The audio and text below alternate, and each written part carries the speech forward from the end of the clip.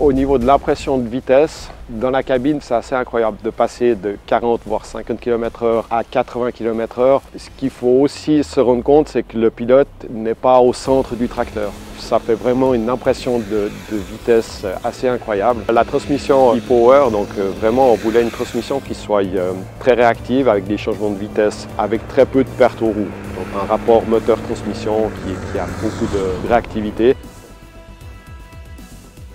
Alors Gilles Cuffer, gérant de la société Cuffer Agri en Suisse, dans le canton de Vaud. On a eu un projet assez incroyable ces derniers temps, donc pouvoir faire rouler un tracteur et faire une première mondiale sur un rallye raid.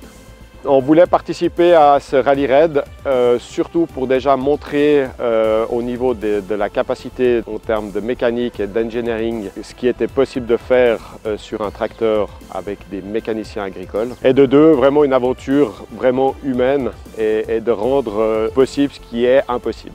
Massey Ferguson a toujours été une marque à relever des défis. Donc ils sont partis en Antarctique et puis fait des voyages humanitaires en Afrique. Donc c'est pour ça qu'on a décidé avec Massey Ferguson d'aller mettre un 8S dans le désert pour faire une continuité des projets faits depuis longtemps. La genèse en fait est venue de M. Cédric Gouma qui est agriculteur dans le canton de Genève, qui a participé en 2024 au rallye du Dakar en buggy, qui finit 35e de sa catégorie, et qui est venu vers moi en me disant « Est-ce que ça ne t'intéresserait pas de fabriquer un tracteur pour aller faire un rallye raid ?»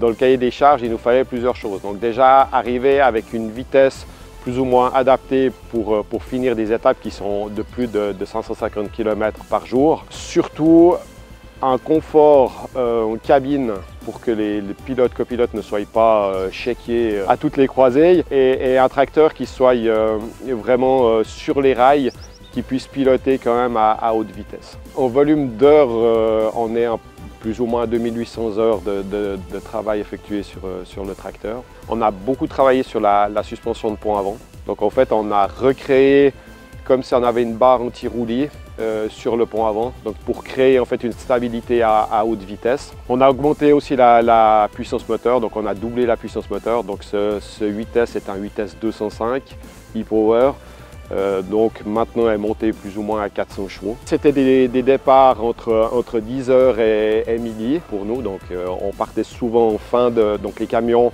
catégorie camions partent en fin de rallye, pour éviter en fait les accidents, vu qu'on est gros. Le tracteur a fait environ entre 200 au minimum, 180-200 km par jour jusqu'à 580 par jour, plus les liaisons.